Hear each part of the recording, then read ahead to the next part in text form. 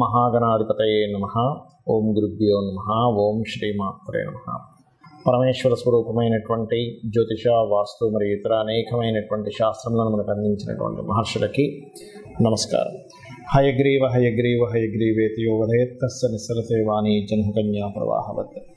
అరుణాం కరుణాతరంగితాక్షీం ధృతపాశాంకుశపుష్పబాణచాపాం అనిమాది విరావృతాం మయూకైః అహమిత్యేవ విభావయే భవానీం. శ్రీమాత్రే నమః.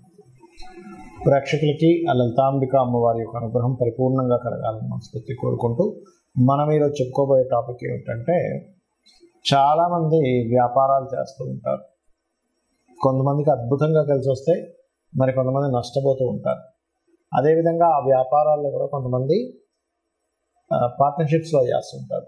అంటే అలాగా ఈ జాతకుడు ఇంకొకరు కలిసి పార్ట్నర్షిప్లో చేయడం, అందులో కొంతమంది ఓన్లీ ఇన్వెస్ట్మెంట్ చేయడం, అవతల వాళ్ళు చూసుకోవడం, ఇలా రకరకాలుగా ఇద్దరు ముగ్గురు కలిసి చేస్తూ ఉంటారు. అయితే ఈ వ్యాపార విషయాల్లో చాలామంది ఏమనుకుంటారంటే, నక్షత్రంతో నక్షత్రం అంటే వీళ్ళది పలానా నక్షత్రం, అవతల వాళ్ళది ఇంకో నక్షత్రం అయినప్పుడు ఆ నక్షత్రాలు కలిస్తే చేయొచ్చు, నక్షత్రాలు కలవకపోతే వ్యాపారం పార్ట్నర్షిప్ చేయకూడదు అనుకుంటారు. అది పూర్తిగా రాంగ్. గుర్తుపెట్టుకోండి. అసలు అది ఎలా చూడాలి? ఎవ్రీ లగ్న అంటే 12 లగ్నాలు, మనకి లగ్నం తెలియని వారు రాసి చూసుకోండి, బట్ లగ్నమే చూసుకోవాలి. ప్రతి లగ్నానికి అసలు వ్యాపారం అభివృద్ధి అవ్వడానికి ఏం చేయాలి, ఒకవేళ పార్ట్నర్షిప్స్ చేస్తున్నాము కానీ పాడైపోయింది అన్నప్పుడు దానికి రెమెడీ ఏం చేసుకోవాలి, అసలు పార్ట్నర్షిప్ చేయడానికి మీ లగ్నరీత్యా సప్తమ స్థానాధిపతి ఎవరు చూడాలి, అదేవిధంగా మీరు ఏదైనా ఒక వ్యాపారం చేసుకోవాలంటే అసలు మీ జాతకంలో ఏం చూసుకోవాలనేటువంటి విషయాలు మనం ఇప్పుడు తెలుసుకుందాం. మిథున లగ్నము, మిథున రాశి. మిథునం వారికి కనుక చూసుకుంటే పర్టికులర్గా మిథునం వారికి బోల్డ్ అని తెలివితేటలు ఉంటాయి, ఎట్లా మేనేజ్ చేయాలనేటువంటి లక్షణాలు చాలా ఎక్కువగా ఉంటాయి మిథునం వారికి. మిథున లగ్నంలో జన్మించారు అంటే 99.9% కేసెస్ అలాగే ఉంటారు. ఎవరో 1% ఆఫ్ కేసు మిథున లగ్నం వారు తెలివితేటలు లేకుండా ఉంటారు, బికాజ్ ఆఫ్ వాళ్ళ మెర్క్యూరీ పాడవడం వల్ల. మరి ఈ మిథునం వారికి ప్రారంభించడానికి అసలు ఏ గ్రహం సహకరించాలి? రవి. పర్టికులర్గా మీకు 3వ అధిపతి రవి అవుతాడు కాబట్టి రవి కనుక పాడయ్యాడు, ఏదో వ్యాపారం ప్రారంభిద్దాం అనుకుంటున్నాం, అవ్వలేకపోతున్నాం. Because of sun is the కారక ఆఫ్ బిజినెస్ స్టార్టింగ్ పాయింట్. ఇక రెండవది, బిజినెస్ చేయాలి. సప్తమ స్థానం ఏదైతే ఉందో సప్తమాధిపతి గురువు అయ్యాడు. అంటే ఏంటి, ఇక్కడ మీరు పార్ట్నర్షిప్స్ చేయాలనుకుంటున్నారు, నక్షత్రాలుగా చూసుకోవాల్సిన నక్షత్రాలు కేవలం మనసులు కలుస్తాయి, మైండ్ సెట్ అర్థమవుతుంది. కానీ మీకు పార్ట్నర్షిప్ సరిగ్గా సప్తమ స్థానాధిపతి పాడైనా, లేకపోతే అవతల వాళ్ళ యొక్క సప్తమ స్థానాధిపతి పాడైనా పార్ట్నర్షిప్స్ పనికిరావు, అందులో ఎటువంటి డౌట్ లేదు. అయితే ఇందులో కొంతమందికి పార్ట్నర్షిప్స్ మాత్రం కొంత కలిసి వస్తూ జీవిత భాగస్వామితో ఇబ్బంది వస్తుంది సప్తమ స్థానాధిపతి పాడైనప్పుడు. అది పర్టికులర్గా మీరు చూడాలంటే బుధుడి యొక్క స్ట్రెంత్ చూడాలి, లాభాధిపతి యొక్క స్ట్రెంత్ చూడాలి, ధనాధిపతిని చూసుకోవాలి, ధనయోగాలు ఎలా ఉన్నాయో చూసుకోవాలి. అది సపరేట్గా మళ్ళీ మీ యొక్క పర్సనల్ చార్ట్ రీడింగ్లో చూసుకుంటూ ఉండాలి. అయితే ఇక్కడ మనం తెలుసుకోవాల్సింది ఏమిటి అంటే, మీ సప్తమ స్థానాధిపతి బాగున్నాడు, హ్యాపీగా మీరు వెళ్ళొచ్చు బిజినెస్ పార్ట్నర్షిప్స్లో. బాగోలేడు, సింగిల్గా చేసుకోవాలి. అయితే ఈ సప్తమ స్థానాధిపతి పాడైనందుకు మాత్రం సమాజంలో మీరు అయ్యేటువంటి ఇంటరాక్షన్స్ ఏవైతే ఉంటాయో, సమాజంలో మీరు మాట్లాడేటువంటిది ఏదైతే ఉంటుందో, అడ్వర్టైజ్మెంట్ చేసేవి ఏవైతే ఉంటాయో, సమాజంలో కొన్ని ఎదుర్కొనేటువంటివి ఏవైతే ఉంటాయో, ఇవన్నీ కూడా మీరు కొంచెం ఆలోచించుకొని దానికి మీరు సిద్ధంగా ఉండాలనేటువంటిది అర్థం చేసుకోవాలి సప్తమ స్థానాధిపతి మిథునం వారికి పాడైతే కనుక. ఇక ఆఖరిగా లాభాధిపతి. ఏ బిజినెస్ చేసినా మనం లాభం కోసమే చేస్తారు, ఎవరు చేసినా ఈ భూమి మీద నష్టం కోసం ఎవరు చేయరు. మరి లాభాధిపతి ఎవరు అంటే కుజుడు. ఈ కుజుడికే షష్టమాధిపత్యం వచ్చింది. అంటే ఏమిటి, మీరు బిజినెస్ చేసేటప్పుడు లోన్స్ చేసుకొని బిజినెస్ చేసుకున్నట్లయితే, లోన్ తీసుకునేటట్టయితే ఆ కుజుడు బాగుంటే లోన్ తీసుకుంటే కలిసి వస్తుంది. ఆ కుజుడు పాడయ్యాడు, లోన్ తీసుకోవడం ద్వారా లాభం రాదు, నష్టపోతారని అర్థం చేసుకోవాలి. సో మార్స్ యొక్క ప్రభావం ఎలా ఉందనేటువంటి చాలా పర్టికులర్గా మీరు అర్థం చేసుకోవాలి దీన్ని. అలాగే మరొక విషయం ఏంటంటే, ఈ కుజుడు బాగున్నాడు, చక్కటి లాభాలు వస్తాయి. కుజుడే ధనయోగాన్ని ఇస్తున్నాడు. మనకి చూసుకున్నట్లయితే ఒక్కోసారి మెషినరీస్, ఫ్యాక్టరీస్, ఎలక్ట్రికల్ వస్తువులు ఇట్లా వస్తూ ఉంటుంది. ఒక్కొక్క గ్రహం బట్టి ఒక్కొక్క ధనయోగం ఉంటుంది. మనం ఆల్రెడీ గతంలో కొన్ని వీడియోలు చేసాం, ఏ గ్రహం బాగుంటే ఏ గ్రహం ధనయోగం ఇస్తే ఎటువంటి ఫలితాలు ఇస్తుంది అనే దాని మీద. ఆ రకంగా ఏంటంటే కుజుడి యొక్క స్థితి ఎలా ఉంది, కుజుడి యొక్క స్థితి బాగాలేదనుకోండి, పార్ట్నర్షిప్ స్థితి బాగాలేదు, కుజుడు బాగాలేడు, అప్పుడు ఏమవుతుందంటే చాలామంది వ్యాపారాల్లో పార్ట్నర్స్ గొడవలు ఎందుకు వస్తాయంటే దీనివల్ల వస్తుంది. అయితే ఇక్కడ మనం చేయవలసింది ఏంటి, వ్యాపారాలు బాగా మీకు మిథున లగ్నం వాళ్ళకి బాగా రావాలంటే ఆంజనేయ స్వామి ఉపాసన, స్కంద ఉపాసన ఎక్కువగా చేయాలి. దీంతో పాటు మీరు మరొక్కటి చేయవలసింది ఏమిటంటే, లలితా సహస్రనామాల్లో ఓం ఇంద్రగోప పరిక్షిప్త స్మరతోనా భజంగికాయే నమః అనే నామస్మరణ చేయండి అనే విధాలు బాగుంటుంది. అసలు ఒక వ్యాపారం కలిసి రావాలి అంటే స్టెప్ బై స్టెప్ నేను మీకు కొన్ని విషయాలు చెప్తాను. అంటే నేను చూసిన అనేక వందల వేల జాతకాలు, అనేక మందితో మాట్లాడి అనేక వ్యాపార సంబంధించిన అనుభవాలతో చెప్తున్నటువంటి అంశం గుర్తుపెట్టుకోండి. పాయింట్ నెంబర్ 1, మీకు ఇంట్రెస్ట్ ఉన్న వ్యాపారం చేయాలని రూల్ లేదు. మీకు అనుభవం ఉన్న వ్యాపారం చేయాలి. ఎప్పుడైనా గుర్తుపెట్టుకోండి, ఇంట్రెస్ట్ వేరు, అనుభవం వేరు. ఇంట్రెస్ట్ ఉందండి, ఫైన్, దానిలో కూడా రాణించవచ్చు. కాబట్టి దానికి ఎంత కష్టపడాలనేది ఒక క్యాలిక్యులేషన్ చేయాలి.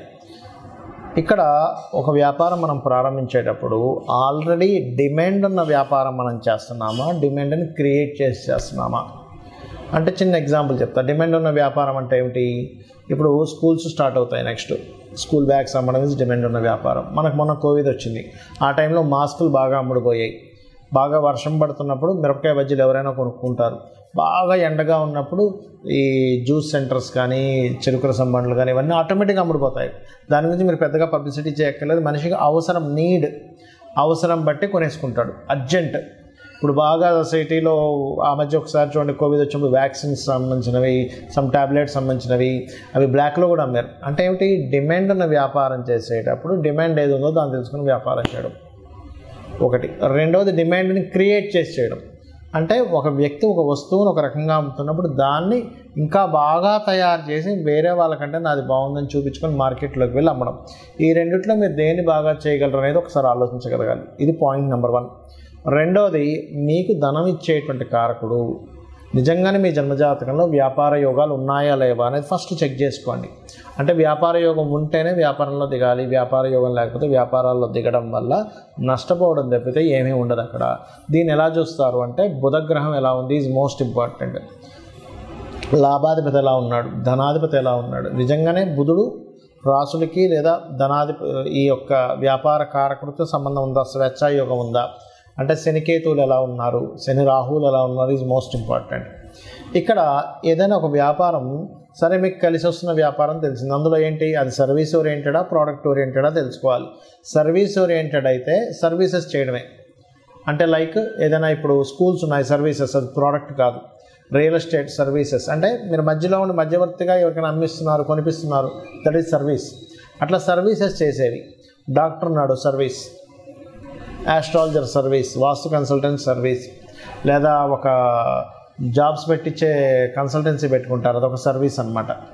అదేవిధంగా ఏదైనా ఒక రెంటల్స్కి ఇస్తున్నాము. ఇప్పుడు షామ్య మనకి ఇవి ఉంటాయి, ఏది ఒక వంట సామాన్లు కానీ లేకపోతే పెళ్లి సామాన్లు కానీ రెంట్లకి ఇస్తుంటారు. నువ్వు ఎనీథింగ్ నువ్వు ఒక రెంట్కి ఇచ్చి మళ్ళీ ఆ రెంట్ మీద తీసుకునేది కూడా సర్వీసెస్ కిందకే వస్తాయి. అంటే నువ్వు అక్కడేమీ ప్రత్యేకంగా నువ్వేమీ అమ్మట్లేదు, నువ్వు ఒక సర్వీస్ చేస్తున్నావు. నీకు సర్వీస్ ఉందా, బిజినెస్, లేకపోతే ప్రోడక్ట్ ఉందా ఈజ్ మోస్ట్ ఇంపార్టెంట్. ఇవన్నీ ఒక ఎత్తు అయితే ఏ బిజినెస్ అయినా సరే దానికంటూ ఒక లెక్క ఉంటుంది. చాలామంది తెలియని విషయం ఏంటంటే బిజినెస్ పెడతారు, నెల రోజులు చూస్తారు, 2 నెలలు చూస్తారు, అమ్మో మన వల్ల కాదు ఇది తీసేయాల్సిందే అని ఇమ్మీడియట్లీ తీసేస్తారు. ఒక మొక్క మనం నాటినప్పుడు, ఒక విత్తనం వేసినప్పుడు ఆ విత్తనం చిగురించి పైకి రావడానికి దానికి ఒక టైం పడుతుంది. అది మొక్క అవ్వడానికి కొంత టైం పడుతుంది. దాని రక్షణను ఇవ్వాలి, దానికి ప్రొటెక్ట్ చేయాలి ఆ మొక్కని, ఏ మేకలో అవి ఇవి తినేయకుండా. అది కొంచెం పెరగడానికి ఎరువులు వేయాలి. దానికి ఒక కొలమానం ఉంటుంది, 2-3 సంవత్సరాలు, 4 సంవత్సరాలు, 5 సంవత్సరాలు మనకు పండు వస్తుంది.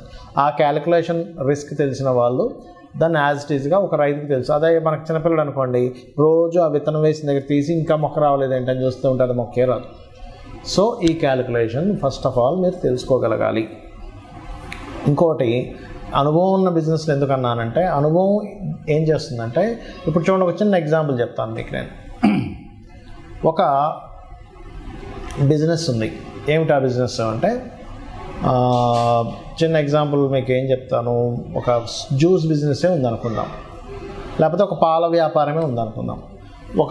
ఒక వ్యక్తి పాల వ్యాపారం, ఇద్దరు ఫ్రెండ్స్ పాల వ్యాపారం ప్రారంభించారు. ఒక వ్యక్తి ఏమో లక్షలు సంపాదిస్తున్నాడు, ఇంకో వ్యక్తి ఏమో అప్పుల పాలయ్యాడు.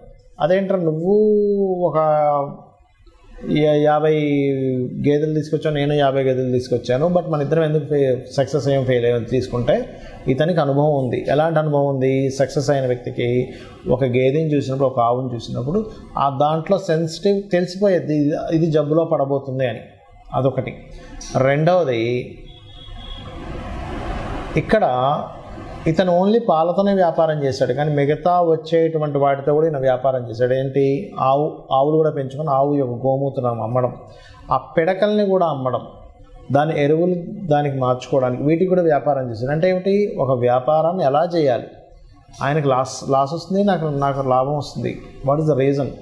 ఇట్లాగే చాలామంది బిజినెస్లో కూడా ఏం చేస్తారు, వాళ్ళకి అవసరం లేకపోయినా స్టాఫ్ని ఎక్కువ మంది పెట్టుకుంటారు. ఆ స్టాఫ్ ఎక్కువ మంది పెట్టుకుని వాళ్ళకి శాలరీస్, ఫస్ట్లో ఎంత స్టాఫ్ కావాలి, నేను ఎంత స్టాఫ్ని రిక్రూట్ చేసుకుంటున్నా అనేటువంటి స్ట్రాటజీస్ తెలియకపోతే కూడా లాస్ వస్తుంది. రెంటల్స్, హెవీ రెంటల్స్ పెడతారు. సరే ఓకే, ఒక్కొక్క ఏరియాలో మంచి పాష్ ఏరియాస్లో హెవీ రెంటల్స్ ఉంటాయి, కానీ దాని తగ్గట్టుగా మనం ఎన్ని రోజులు భరించాలి, ఎన్ని రోజులు భరిస్తే దానికి ఎంత కష్టపడాలని ఒక స్ట్రాటజీ కనుక వేసుకోకపోతే మీరు బిజినెస్లో రాణించలేరు. ఫైనల్గా నేను చెప్పేది ఒకటే, ఎవరైనా బిజినెస్లో రాణించాలి, బాగా లాస్లో ఉన్నామన్నప్పుడు అమ్మవారి మంత్రం ఒకటి ఉంటుంది, అది చెప్తాను ఫైనల్గా. ఏంటది అంటే, ఓం ఇంద్రగోప పరిక్షిప్త స్మరతోనా భజంగికాయే నమః అనేటువంటి నామం కనుక రోజు 40 నిమిషాలు చేసుకున్నట్లయితే ఖచ్చితంగా బిజినెస్లో సక్సెస్ అవుతారు. శ్రీమాత్రే నమః.